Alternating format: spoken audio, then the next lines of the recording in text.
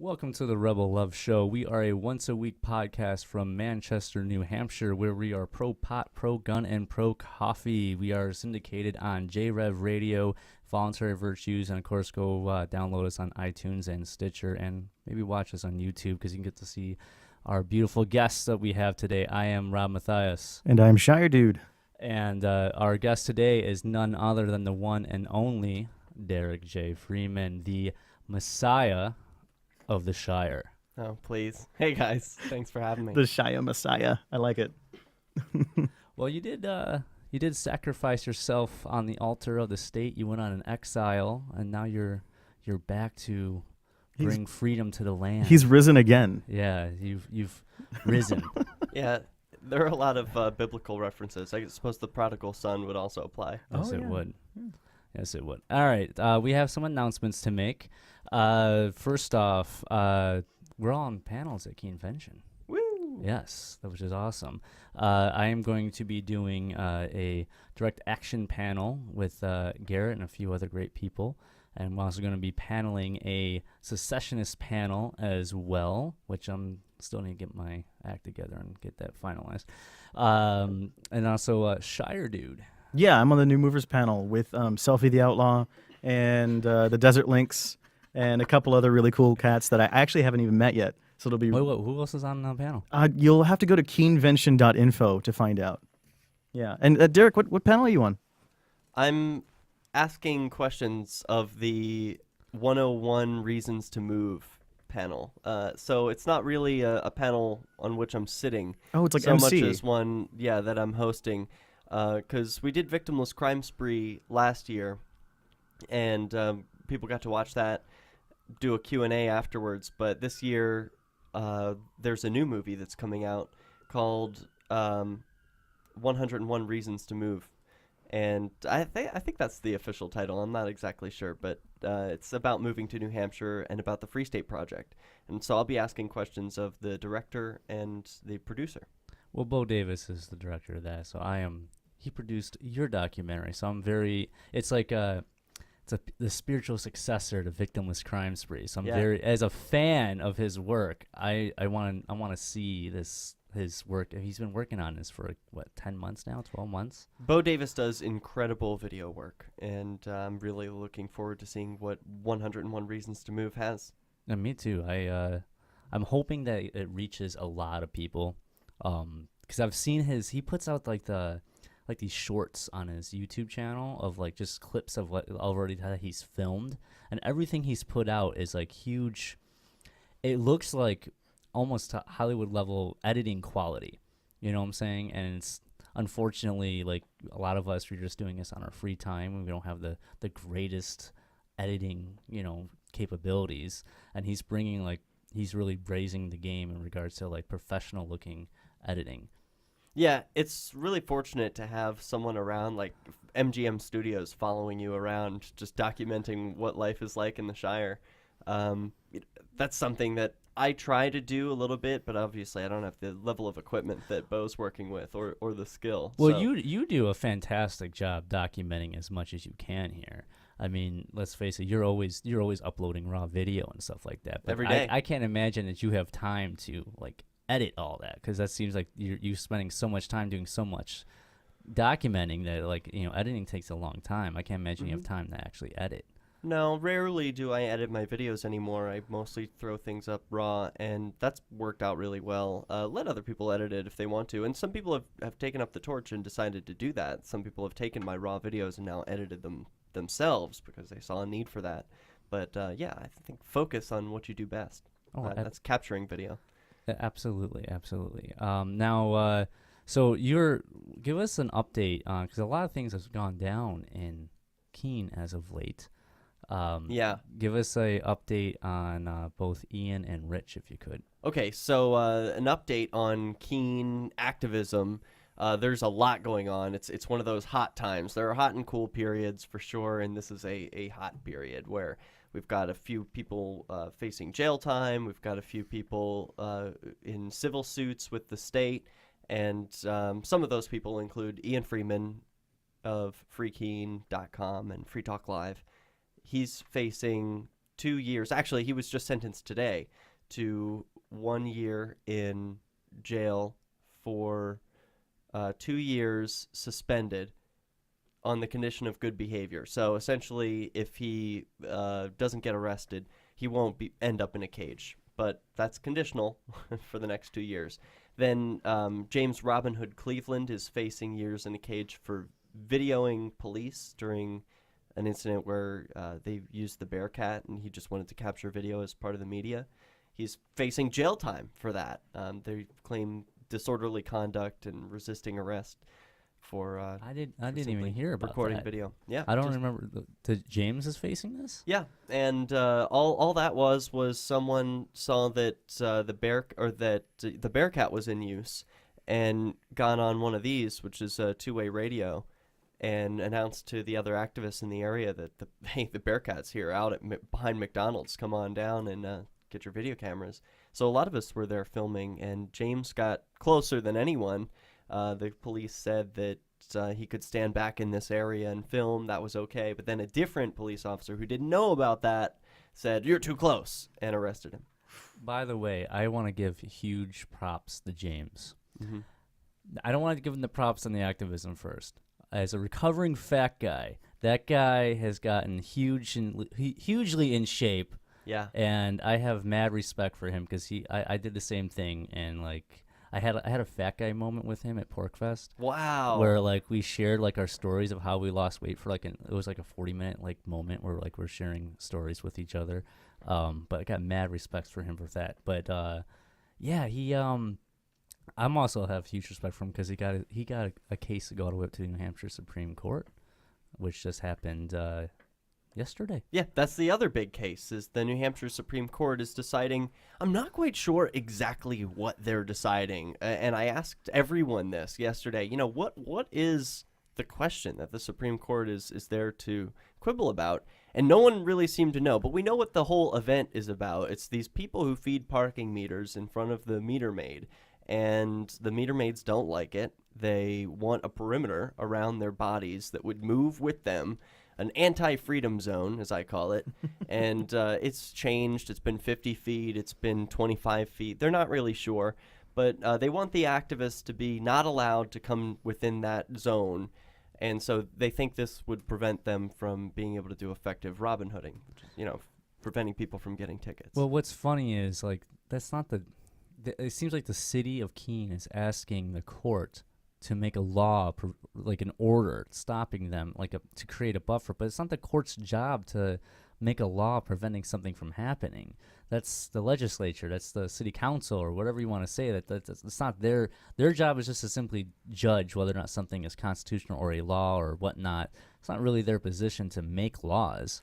Yeah, it seemed a lot like the state was going to the state and saying, hey, these people aren't breaking any laws, but we don't like what they're doing. Can you make them stop?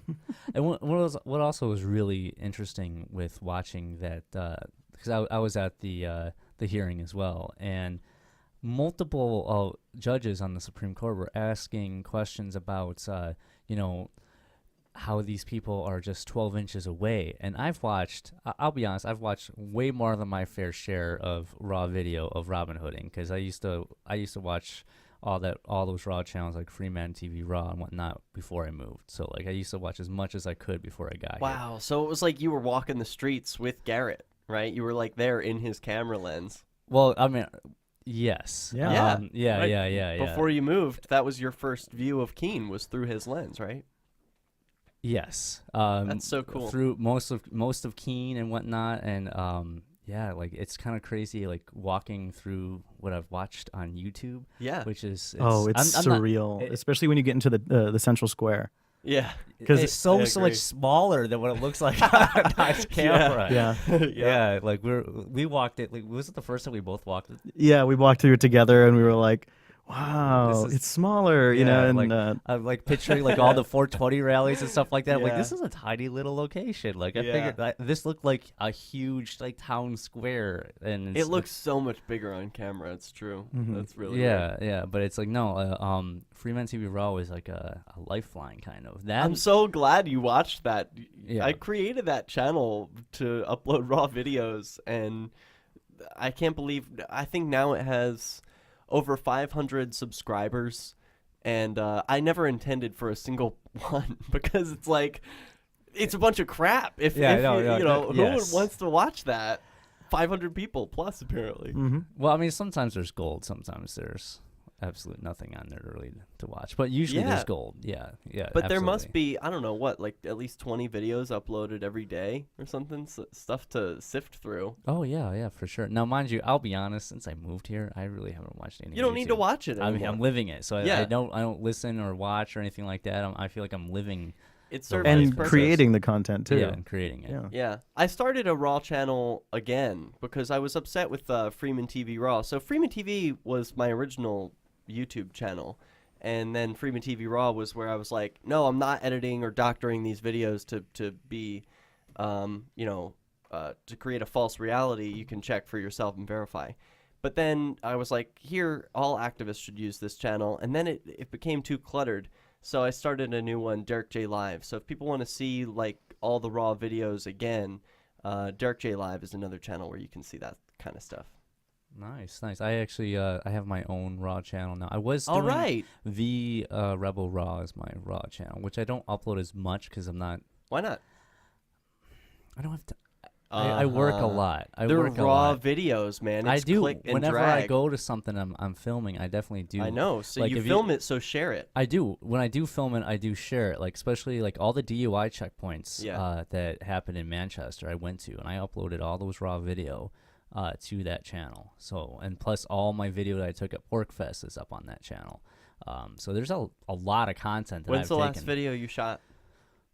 I shot a video of the sunrise over Manchester. That was When? actually a couple days ago. Did you upload that? No, Where is it? It's in that camera right now. All right, we got to get that online. Yeah, I will. It's actually I shot it from actually two different angles from two different positions. Wow. So like we moved to like one point, and then we moved to another point. Yeah, that's beautiful. Yeah, yeah. Because I also sometimes I try to document stuff that's more than just activism. Like I kind of Mhm. like this whole show. The purpose of this show is more so just to document what people are like. The culture. here. The culture. Yeah. I went hiking the other day.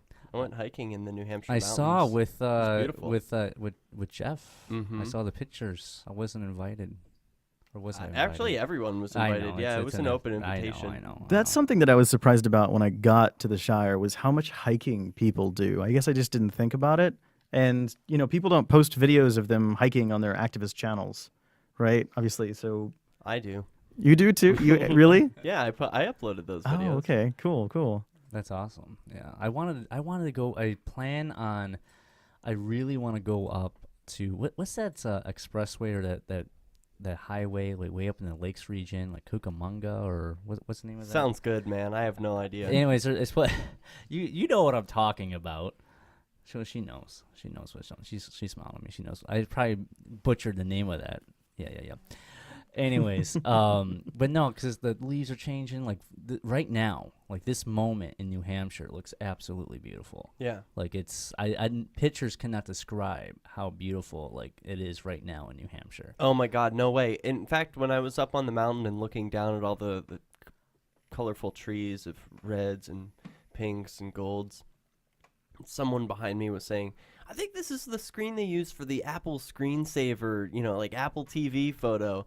I'm like, yeah, but there's no way as big a screen as you can get. There's nothing that could compare to what this vision is. I mean, you can see the curvature of the earth. You can see mountains as far as the eye can see. And each one is comprised of this little tiny dot pixel of like bright pink or red or gold. It's just so beautiful. Yeah, I need to get myself in gear. And I've been doing a lot of leaf peeping, actually. They call them leaf peepers here if you Yeah. come here just to look at the leaves. And But every time I take a picture of like a tree that I see, it never looks as bright and colorful as it does in real life. Take use on your phone. If Mhm. you're gonna take it with a phone, well, obviously use a nicer camera if you're going to. Yeah, I try to use like my HD camcorder, and it's yeah. still like Does it have not an quite If it there. has an HDR mode, that brings out more colors in a photo. Oh, okay. Yeah, Hmm. do that. That's what I try to do when I'm taking photos. HDR mode. HDR mode on your camera. Huh. Yeah. So anyways, how's Rich doing? Oh, Rich is awesome. I picked him up when he got released from jail. So for those who don't know, Rich Paul is a pod activist who inspired me to move to Keene because of his courageous civil disobedience, openly smoking cannabis in front of the police and peacefully resisting on behalf of the drug war, ending it, that is. And he was recently incarcerated in connection to selling cannabis and a violation of probation, essentially, continuing to smoke cannabis while not allowed. He was released after, I think he's been in there, I don't know how many months, if either of you guys know, speak up. I believe, well, this last time he went in right before Pork Fest. June maybe. Yeah, it was beginning of June, when like the whole chalk wars were going on in Keene. Yeah, so maybe about 5 months, 4 or 5 5. months or so. Yeah.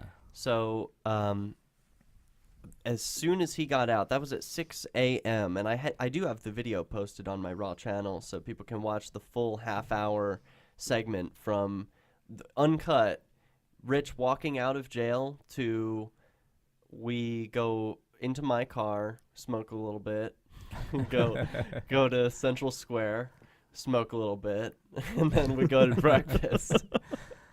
Nice. That's beautiful. Yeah. I'll have to watch that. I didn't get much time to talk to him yesterday because he was at the hearing as well for the Robin Hooders. But it was good seeing him free. Definitely out of jail. So I'm happy that he's out. Do you know what he's going to be up to? Yeah, he says he wants to be focusing on NH Jury, which is this organization that spreads the word of jury nullification, a juror's right to nullify bad laws. He sees that as probably the greatest, point of control. Like, people forget, they think they've only got one power over the government. That's the voting booth, No, but that's not. Yeah, but don't forget that you've got the jury booth as well. Well, one thing beautiful in New Hampshire is that that's actually a law in the books as an actual defense, even though he used that as a defense, and it didn't work it out didn't for work him. out. But now that's being also heard by the New Hampshire Supreme Court. But speaking of jury nullification, myself and Riaz and hopefully Andrew here. Are you coming Monday morning? Definitely. All right. So Monday morning, What are you doing? We're doing jury nullification at the courthouse right down the block, right Cool. down the street. So That's awesome. yeah, we kind of dropped the ball in the last month or so on jury nullification. Kind of stopped doing it back in the beginning of September. So we're trying to pick it back up before it gets really cold. Yeah, it's important that jury nullification outreach take place, not just everywhere, but in one central location. Like, I would like to see the victories work in New Hampshire. Like, one of the reasons I hand out don't take the plea deal literature each week at the local court in Keene is because I want to see over time Keene have statistics that show provably that people take more tickets to court, that take more citations and victimless crimes complaints to court. I would like to see more resistance happening, and see if it measurably makes a difference. Oh, absolutely. And another reason why I do jury nullification is because it feels good. Like, it feels good doing. I know that sounds weird to say or whatnot, or maybe almost selfish on my part, but I like activism where it feels good. Well, why does it feel good? To me, it feels good because I know, honestly, I don't know if I'm helping or saving someone, but at least in that situation, I can possibly save someone from being caged for a victimless crime, or you know what I'm saying? Like, I leave doing jury nullification happy. Mm-hmm. Like, honestly, I hate cop blocking. I don't like it. It's a necessary thing to do, but I don't feel comfortable doing it. You know, I Yeah, don't feel well- I don't get like I don't get a happy rush after like, you know, talking to police and like filming them and whatnot. Well, like cop blocking is reactive, but handing out literature, doing outreach is preventative. So it's like, you know, you're trying to prevent this disease from happening, and the disease is people going to jail for victimless crimes, and so you could really have an impact. Just one juror One can juror, make that's all the you need. difference, either to hang the jury or to speak with the other jurors about, hey, maybe we should all vote not guilty, which is what happened in the case of Doug Darrell. I don't know if you're familiar with that No, man. who's Doug Darrell? Doug Darrell is a man from New Hampshire who grew 15 marijuana plants in his backyard. The government used spy helicopters to determine that he was growing in I his have heard of backyard. this. And that, even though, like, so let's set aside how creepy that is and just pretend that the government has the right to use helicopters to spy on what's in your backyard. He used the justification that he's a Rasta and that it's his religion to grow cannabis. And the jury said, okay. Now, it just so happens that one of the members of that 12-person jury was a Free State Project participant. Well, that's all it takes. Yeah, and Yeah. she called into Free Talk Live to talk about how she was able to engage with the other jury members, some of whom were very stuffy and saying, just let it, you know, I'm hungry, let's go to lunch and let's say this guy's guilty, get it over with. And then others who were like, well, you know, maybe we do have a chance to make an impact here, and maybe this is silly. And they eventually did all vote not guilty and got that guy, his conviction overturned. It's a shame there wasn't a Free Stater on Rich's trial, unfortunately. Well, there needs to be more of us. Right. Yes, that's why people need to move, and hopefully someone out there that's watching this, Yeah. you know, hopefully this is inspiring you to move. I'm talking to you, sitting in some apartment somewhere in some city where you feel like you're alone because you're a libertarian and you seem like you're the lone nut. Come here and be nuts with us. Well, it's totally apparent that numbers make a difference, and we see it proved all the time with the different activism people do. For example, last year's Keenvention, it was widely advertised that people would be able to participate in Robin Hooding. Yeah, well, unfortunately, the city heard about that and said, yeah, we're not going to enforce parking over the weekend of Keenvention. I remember that. That was I remember reading hilarious. about that. Yeah. That's because numbers make a difference. They knew that there would be like 300 or so people walking the streets with quarters, and they said, okay, this is not worth our time. And it would have been pretty bad publicity for them, too. 300 Robin Hooders. Yeah. Oh, Yeah. man. It would have been a nightmare. But that's just one example that numbers make a difference. And if you feel alone, which you probably do if you're doing activism, libertarian activism anywhere but New Hampshire, check out what's going on here. There are so many different things. Most people recommend freestateproject.org. I don't. I recommend They watching Ridley Report. That's what got me. But Yeah. Ridley doesn't. He doesn't put out new put stuff his anymore. He doesn't put out new stuff anymore. When I got into Ridley, it was like 2007, 2008, 2009. That I think were his like golden age years of Ridley, because he was getting all sorts of Ron Paul info. There was all sorts of Civ Dis happening in Keene. Oh, the in New topless Hampshire. open carry protest. I really liked that video.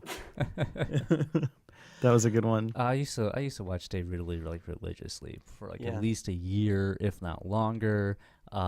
Yeah, he put out great content. I've made a joke that I want to out Dave Ridley, but What? yeah, I really want to. I really want to like go to out Dave Ridley him. at Dave Okay. Ridley. Yes, I see. not with the his little jingles. And I thought stuff you were like gonna that. out him like there was some Out, secret. no, out Dave Ridley him. Okay. Yeah. Okay. Yeah.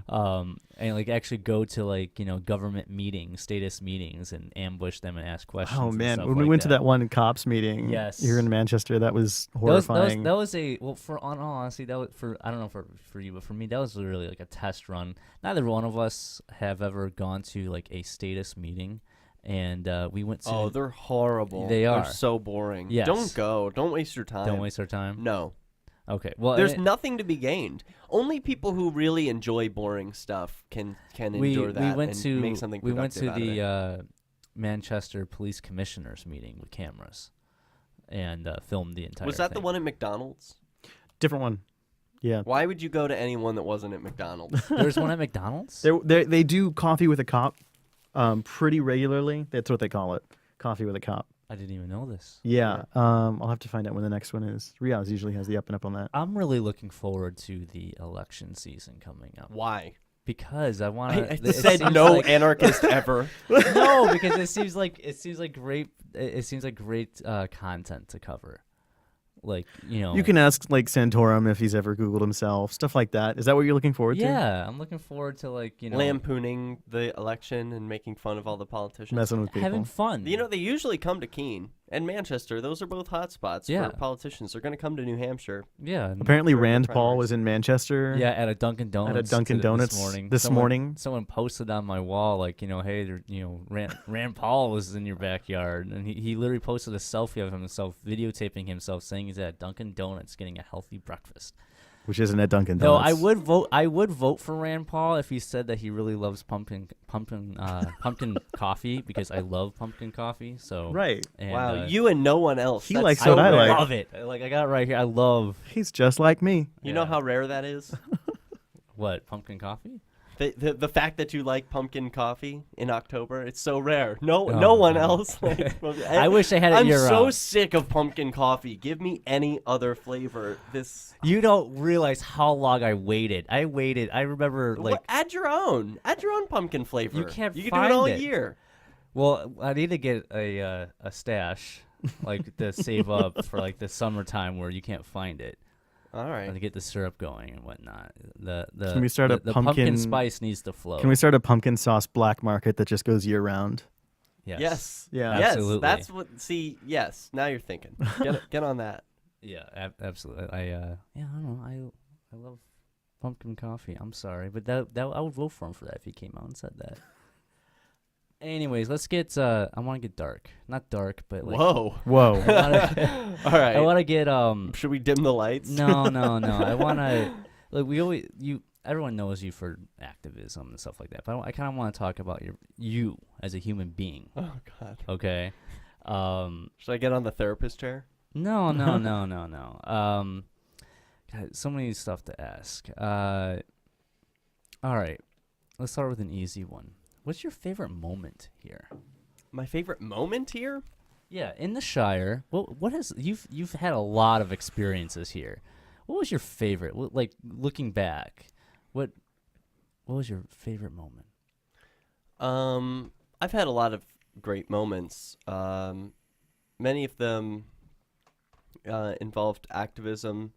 One of the great moments was during the speech. This is one that anyone can enjoy. If you go to the videos of Keenvention and watch J Schlesinger's keynote speech, he really summarizes all of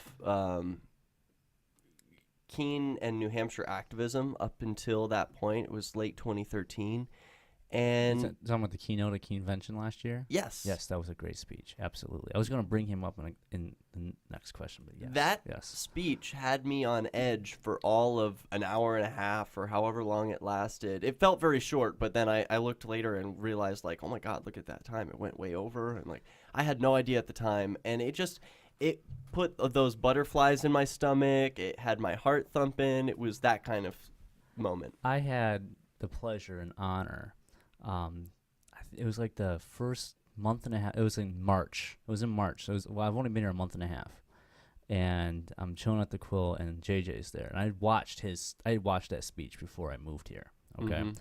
and I had the honor and pleasure of him giving me like one-on-one, it was like an hour, 2 hour long conversation about how this place changes you, and I didn't really understand that at first, but I'll be honest, since I've been here, I don't even recognize myself 3 months ago, well alone 6 months ago. Wow. All right, like my life is so emotionally and philosophically and just different. So can you help you then? How would you, if you could talk to you then, how would you help yourself understand what JJ was saying?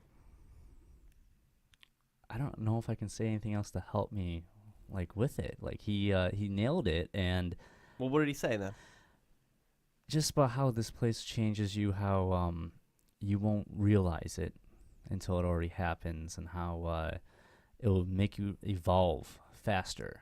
Like than Yeah, you ever it's like an incubator yes. for freedom activism Yeah, like literally a week here. and free thought, like anarchist thought. I Yeah, would say. yeah. I It's, mean, because you're surrounded by like-minded people, so it's not like you're instead of being on the offense, I guess, against statists and stuff like that, you're on the defense against anarchists, yeah, and and it's like a completely different way of like thinking. well, also, yeah, you're starting from different what's it called? Like fundamental assumptions about life, like the non-aggression principle. You start with those things, and then you get to have your little minute disagreements about like you know about like the small in unimportant meaning differences between people's beliefs, but it accelerates that type of thought here. Yeah, because people are having those conversations. That conversation still sticks out to me because it's when I right, really right. I paid attention to like my evolution as a human being since I've been here, and I've been on this like crazy roller coaster of how my life has completely changed. Like I came here with the ideology of live free, but I'm now living like this love free ideology. But I want to know though, how has this place changed you? Oh, well, Like, who were you before you moved, and who are you now? I feel like I've seen you change. Just from watching Derrick J's Victimless Crime Spree until meeting you and experiencing you in the past few months. I don't know what it was. I can't really put my finger on it, actually. You do dress better. better than before? Oh yeah. That's kind of you to say. I used to always wear like a shirt and tie and that vest thing. What do you mean better? You dress was better. Was I shabby then? No. Maybe he's just more comfortable now. Yeah, That's I what don't it know. is. It's just like the air about him. Yeah, you have more swagger to you now. Well, I fill out my clothes better. I was 21 when I moved here. Wow. I was a very young man, and like now I'm 25. So think about the journey that you make anytime you go from 21 to 25. I've had that experience here in the Shire, and that's been like amazing. So, I mean, I wouldn't change it for anything. When I got into my heavy activism, I was still 21, ready to, face the world, and I could endure a couple of stints in jail and some time away reflecting, thinking about life, and how has it changed me? Well, it's been really weird being able to say, like, when I was in jail, to start a sentence. And that's something that you don't realize how much it makes you stand out later when, like, you're talking with your old friends and stuff. So, going back to Philly, some things I can't relate to things that I just don't think are very important because, this living here has helped me focus on what I really value and what I really want to spend my limited time here on Earth doing. If I had great parties, for example, in Philly, like it was party every night, great time, still is when I visit, but in New Hampshire, like I want to focus on doing the stuff that I think is important to do before I die. Standing for something. That's it. I hear you. Yeah. So it's just changing the way that you Prioritize. Yeah. Right. You prioritize your life now because you're here, or Well, it's become my entire life. I mean, the Shire is my life. I have turned my every waking minute into producing something for this free society of the future that I'm constantly dreaming of. From the minute I wake up to the second I fall asleep, like I'm working on the freedom project in some way. Like today, I went and immediately got up and went to court to go film Ian Freeman's trial, interviewed him afterwards, went to breakfast, took some documentation, photos of that, uploaded them all when I went home, then started working on the store at 101 Deals is a thrift store, Porcupine owned by Free Staters, and then came here to go produce Liberty Media, and it's like this every day. There's always something to be done. So, yeah, what did I do before then? I was a fundraiser for Greenpeace, and I was partying, drinking most nights, or smoking and going to clubs or something. And, like, that's fun, but it feels like a waste of time, especially compared to, like, all the fun and the satisfaction that comes from doing more productive things. Have you ever felt like you're burnt out? Oh yeah, I felt burnt out. It happens to everyone who like gets in real deep. Like, I was doing Free Agents Radio News at one time, and I was facing 5 different trials at once. Like, can you imagine 5 different trials were coming up, and I needed to keep producing daily 5-minute audio, video news reports, collecting, news from around the world, and talking into microphones and editing audio and updating blog posts and trying to create this network. And like, oh God, my head was spinning and I started feeling sick. I wasn't eating.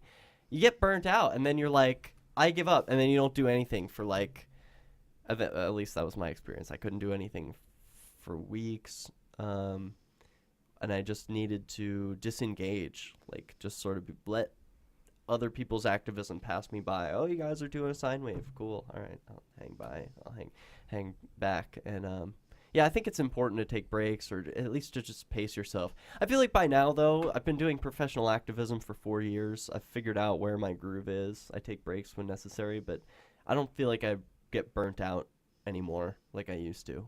Well, I do quite a lot of activism every day. Yeah, and I don't you get do burnt more. out. You do a hell of a lot more than what most people do. Like, Well, I've made it my I feel like I barely do anything. But I've made it my career. That's the important difference. Is I burned the ships. I made sure this is my only option to succeed or go broke trying. I'm and it's been working out. I've made this my career to do activism, the things that I think are important. I plan out like 2 months in advance all the different things I'm going to be doing, recording and shows like this and stuff. And it's been working out. So, yeah, if people like the different sorts of things that I'm doing and they want to see more of it, you can go to derrickj.me and find all the different videos, blog posts about what I've been doing. Okay, now, you really got your start because of Victimless Crime Spree, which... I don't know. Yeah. Would you want to admit this on air? Oh, with him? yeah. Well, yeah. No, I've told this to his face too. I didn't know if you did. I don't know if I have or not. Really? Well, yeah. Derrick J's Victimless Crime Spree was the thing that got me to sign the statement of intent. And that was the deciding factor in me moving, was watching that movie. Wow. Same Yeah. here. I signed after I Wow. watched that. Yeah. Wow. And we didn't even know. This is crazy. We both did. And the then same we thing. met and we like shared stories and we're like, oh my Yeah. gosh, me No too. way. Yeah. Yeah. We And both- here you are on our show now. Way. Yeah. That is really cool for me to hear that. I know you've shared that with me before, but sometimes that I don't know. I can't believe it, because like I idolized people like Kevin Smith, and I would listen to these audio tracks of movies, and like I wanted to make a movie that inspired people, and finally it happened. Finally I did. That's really satisfying. Thanks for sharing, guys. Well, it was. It got me to sign. It got me to move. So I'm. What was it? appreciative. Obviously, the movie Derrick J's Victimless Crime Spree, it has my name in it, but it's not just about me. It's obviously Well, it's it's about what- all the things that happen in Keene, New Hampshire, and all Yes. this peaceful resistance that happens here. So, like, was there one of the acts of peaceful resistance, like Tally getting arrested, walking into the courthouse with a video camera, or the Shire Choir, or just all of it, or what was it about? Well, you can go ahead first. Was there any Oh. of it that You go really first stood on out this. to you? Oh, that's a tough one. Where you were like, oh, this is really badass. Like, I remember there, some of the things that made me say, like, wow, these guys are badass, I need to go join them, was seeing videos of the Lauren and Jim dressed up as Nazis protesting the national ID law. Yeah. And they were saying, like, they were doing street theater, like, sign up, get your papers, and they were all, like, for it, and it made people question whether or not they were really for this new national ID law. And it was, like, fun and creative, and, like, I was like, yeah, I want to go be a part of what they do. I want to do street theater like that. That one sounds like a lot of fun. I think watching Derrick J's Victimless Crime Spree, It was the 420 rally was obviously like a really like that Yeah, was a great huge. scene. my That was God, seeing so yeah. many people like come out and support. Yeah. Mm-hmm. Yeah, that 420 rally, and I filmed that on a flip cam. So hard to believe. That was what I came with when I started here in New Hampshire. Was I brought my $60 flip cam, and walking through the State House. I hadn't even been here a month when I filmed that. It was 420 at Concord State House here in New Hampshire. About 400 of us walked through the State House right after smoking up with Rich Paul, of course, leading the charge. And the governor, who was not the same governor that we have at the time, have now, was so terrified of this throng of stoners coming towards him that he escaped through the back door and actually was absent at the time we reached his office. It was just one of the most incredible times. And since he was absent, we went down to the bottom of the State House again and sang Weeda Claus Christmas carols down in the lobby. It was so amazing. Not only that, like, oh, we're taking over the State House, but, like, people were armed, which is perfectly legal to do in the State House. The guards tried to come over and, like, stop the singing at one point, and a swarm of cameras immediately surrounded this guy and was like, what are you doing? You know, you're trying to stop these people from singing? No, you're not. Like, he backed right off. It's just amazing to see. And, again, numbers made the difference. Oh, absolutely. That's one thing that was probably the biggest thing for me was actually seeing the amount of people that actually cared and came out and did something. Yep. In multiple situations, there's always a group of people or more doing some sort of activism. It wasn't by yourself. You had support. Just seeing that support was huge. And it's so creative, too. The Christmas Carol stuff, I love it. Oh, absolutely. Now, speaking of victimless crime spree, Yeah. would you do it again? Yeah, I mean, not today. The situation is different, but yeah, is the question, do I regret what I did? Like, would I do it again knowing Yeah. the result? Yes. Absolutely, yeah. You would, absolutely. Yeah, I followed my heart. You can't look at your decisions and say like, "Oh, that was a bad decision." When you followed your heart. You that gets a pass. You're like, "All right, I fucked up, but am I allowed to curse? Sorry about that." It's fine. All right. No, you can drop F-bombs as much as you want. Curse it all out. I normally don't. I keep most of my content family friendly because I have little sisters. But I But messed it'd also up. be really weird hearing you curse. I don't. Yeah, you're not. You're not like I'm not the type. You're not Yeah. the type. Yeah. But I made a lot of mistakes, but I wouldn't change anything about the decisions I made because I don't think any of the decisions I made were immoral. What mistakes do you think you made? Well, it's poking the tiger. Like the victimless crime spree would have been a tragedy if there were no movie. If it were just things that happened to me, that would be horrible. Yeah. It would be the worst experience of my life, and I'd have nothing to show for it. No, absolutely. The fact that it was filmed and made into a documentary made it all worthwhile, I would imagine. That's the only redeeming quality about that whole time of my life.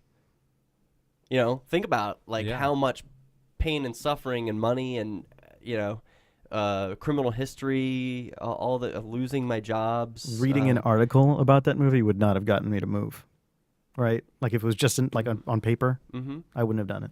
Yeah, and there were plenty of blog posts about the things I was arrested for, and tons of people were watching on YouTube who follow Free Keene, and they knew about the arrests, but putting it all together in one movie, I think, is what really it told the story. And the benefit of victimless crime spree is that now that I've done it, no one else has to, right? The just watch that movie before you think like, oh, I'm just going to live free and take the consequences. Like, hey, done that, and it was very dangerous, almost lost my life. And I hope that you can live free, but there has to be a more creative way. We have to find another way, like using Bitcoin or using the underground economy. There are all sorts of creative ways today to peacefully resist without openly disobeying and doing things like smoking pot in front of cops. Like, yeah, it goes and proves the point that the police are going to use violence against you no matter what peaceful thing you're doing. But that point's been made. Don't hurt yourself. Don't poke the tiger. That's what a lot of the criticism came towards me during these events from my friends, from people in the Free State Project. They were like, "What the hell is wrong with you? Like you're just hurting yourself. There's nothing to be gained from this." And yeah. So would I do it again? Yeah, but I don't recommend what I did to other people. Just watch the movie and gain what can be gained from that. Well, I mean, for me, like a lot of people need to pick and choose their battles of what they want to do activism for, how much they're really willing to risk in regards to like jail time or just like for me like this is a risk, like just putting this show out. I'm putting we're putting ourselves on the internet. Yep. It's Google. You can Google it. Risking a lot of different things, just putting this on. Well, the nail that sticks up is the one that gets nailed down, gets hammered down, right? So you're putting yourself up there, so you become a target. I don't like that analogy at all. Well, we'll be fine. Okay. Don't worry. Shire Dude YouTube channel will be like a couple million subscribers, and like you'll sell like 1 billion of those shirts that you're wearing. So don't worry. You'll be fine. So I don't mean to belabor this point, but this comes up a lot, and I don't really know how exactly to express it. It sounds really weird for someone like me, the star of Victimless Crime Spree, to say, like, don't do this type of civil disobedience activism. It's not good. It's counterproductive. It will hurt you, and you'll gain nothing. That's the case for most people. I truly believe that is the reality, and this is just lucky. The only thing that... the only reason this was beneficial is because the movie was made. So I don't recommend people do that. If you want freedom in your life, there are other ways to do it. Moving to New Hampshire will increase the freedom in your life almost certainly if you're moving from anywhere else in the U.S. Well, absolutely. Like it's weird. Like I don't know. I don't feel comfortable literally just drive. I have to sometimes for work. I have to go down to Mass. Oh, I hate it. I can't stand. I get like I see the state line on my GPS, and I cringe for a little bit. Yep. Though I'll be honest, I have not had good luck with police in this state. I've been pulled over 6 times this year alone. So what are you saying? I haven't been pulled over in Mass yet, though. But I do feel I know if I do get pulled over in Mass, it probably won't go as well as it does in New Hampshire. I've only gotten 1 ticket, so I can't really complain. I can complain, don't get me wrong. But I know if I went in Mass, it'd probably be a lot worse. I think that means there's less corruption here. Oh, definitely. And it's also more so the cops are just bored. Yep, that's right. The more cops are bored, the less they're involved with like the petty underground crime stuff that they probably are involved with in Mass. They're making money hand over fist in underground stuff in Mass. You know what I'm saying? Like, they don't have time to pull you over because they're, protecting some dice game. Yeah, exactly. I'm getting tired of getting pulled over, though. I need to... Why? Take it to court. There are opportunities. You're an activist. Why would you be upset about a ticket? I actually did. I didn't take it to court. I did go pay. What? The ticket. Yeah, why? I know. What the? Late. I don't know. You were handed an opportunity to do some activism. You said no. That's fine. No, but I didn't. Why? I didn't do complete. I went to when I paid it. Because they required you to sign the extortion letter, but on top of that, I had to submit an ID to pay it, and I refused to, and it ended up they literally brought like 4 different supervisors and like 2. Why would you refuse to show ID to pay? You're willing to give money but not ID. Yeah. What's the point? I wanted to make a scene, and I wanted to like show these people. I wanted to go up to the person that's taking my money, and look him in the face, and like, you're stealing this money from me. He doesn't get it. Well, it was a she, and she didn't seem too happy about it. She doesn't get it. No. Trial and error. I don't know. Like, I probably should have taken it to court, but I did not. I probably should have done that though. Next time, I'm not telling you what to do, but I'll get another ticket. I love going to court. I love it so much. The prosecutors just drop it every time I get a ticket. Oh, I heard about that last one. Yeah. Yeah, that keeps happening. Well, that's good. Yeah, but I want to go. That's the problem. Is like, I'm ready. I'm ready for challenging jurisdiction. I'm gonna, talk about how the judge and the prosecutor are working for the same team. I'm going to talk about what evidence, what facts do they rely on to determine that the rules and RSA and state laws apply to me. Oh, we're going to have so much fun when we go into court. Some fun legal land stuff. Yeah. Oh, yeah. So we're coming up on near the end, but I had a question for you. Now, I believe I challenged you to a DDR dance-off. Oh, wow. And that never happened. Yeah, the DDR pads are still in the basement of the KAC. I was just there last week. I put my air conditioner away, and they were there. Okay, so we need to have a dance-off on DDR. Okay, At some point, I'm down. okay. You're gonna school me, man. No, just so no, that I'm we not. know. I haven't done this in like 6 years. Yeah, But it's been a while for me. It's too. been a long time. I used to be decent at it. I actually used to be Yeah. able to do doubles and stuff like that when I Wow. was like back in my heyday. I don't know, like back when like I played video games. So I would love to have a DDR dance off at some point. See who's a better dancer in regards to DDR. Sounds like But fun. we gotta do it. We gotta do it. Anyways, so Keen mentioned your party.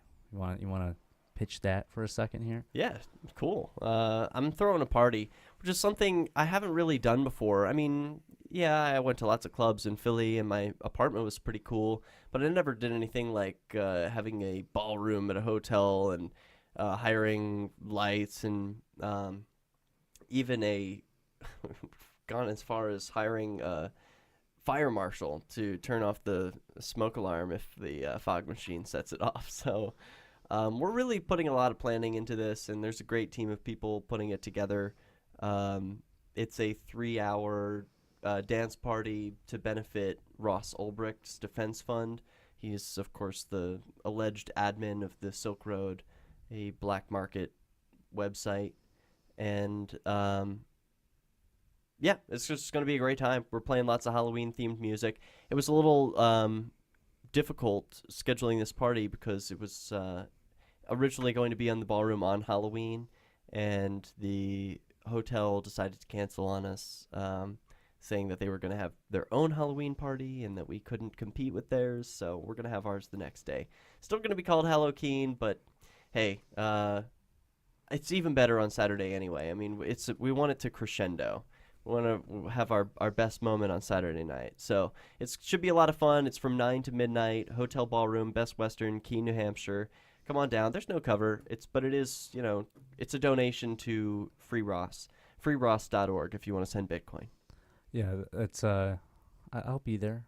I don't know if I have a costume, but I will. I'll try. You and don't need find to have a one. costume. Yeah, but I would definitely. I will be there, and I'll donate some Bitcoin to Ross. Cool.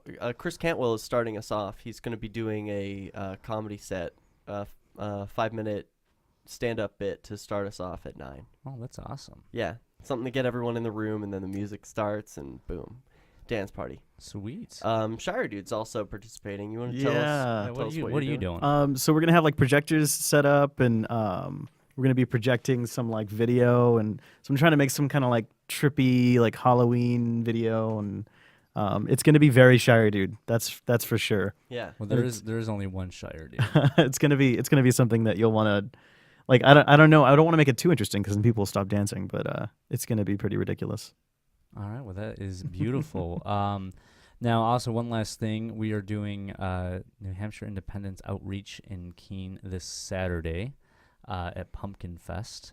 So I'm definitely looking forward to that because that's kind of been my my forte as of late. That's been what I've been grasping onto.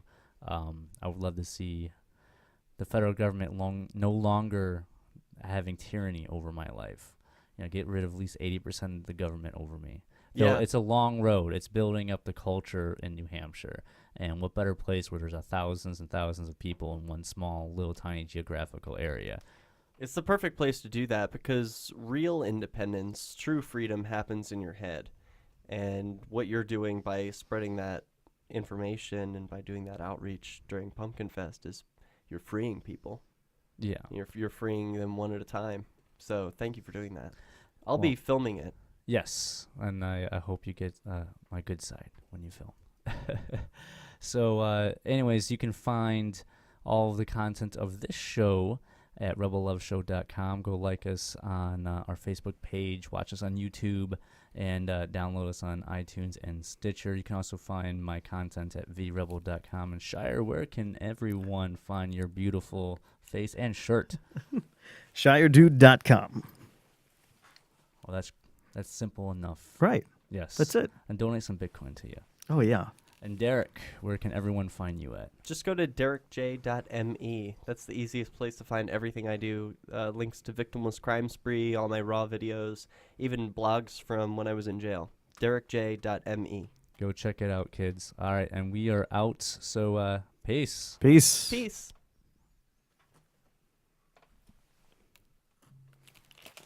Hey, thanks, guys.